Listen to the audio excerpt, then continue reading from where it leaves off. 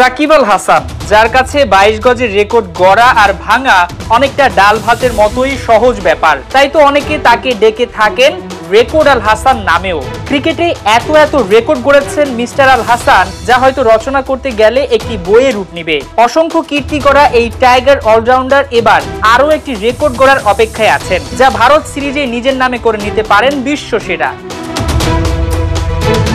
World ক্রিকেটের 147 বছরের ইতিহাসে 4000 রানের সঙ্গে 250 উইকেট শিকারের রেকর্ড আছে Kapil Dev, Ian Botham, Jack Kallis ও ড্যানিয়েল ভেট্টুরি এই চারজনের। এদের পাশে নিজের নাম যুক্ত করার চরম সুযোগ আছে সাকিবের।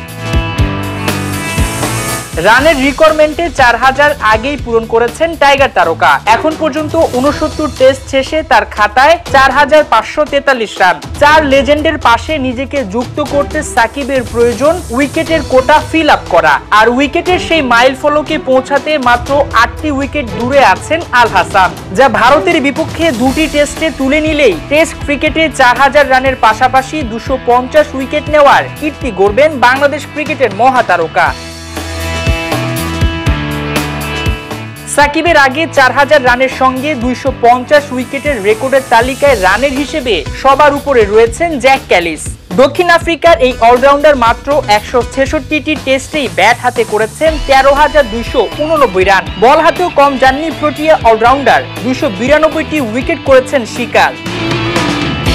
এই অলরাউন্ড রেকর্ডে দ্বিতীয় জায়গাটা দখল করে আছেন ভারতের প্রথম বিশ্বকাপ জয়ী অধিনায়ক কপিল দেব। 5248 রানের সঙ্গে 434টি উইকেট তুলে নিতে কেবল 131টি টেস্ট ম্যাচ খেলেছেন সাবেক ভারতীয় ক্রিকেটার।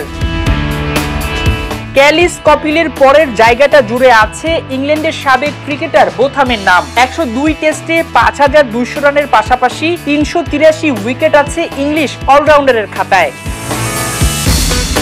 তালিকায় চতুর্থ স্থানে আছেন সাবেক কিউই ক্রিকেটার ড্যানিয়েল ভেট্টুরি। নিউজিল্যান্ডের সাবেক অধিনায়ক 113 টেস্ট খেলে 4531 রানের পাশাপাশি শিকার করেছেন 362 উইকেট। এই চারজনের পরের স্থানটা নিজের করতে মাত্র 8টি উইকেট দূরে আছেন সাকিব আল হাসান।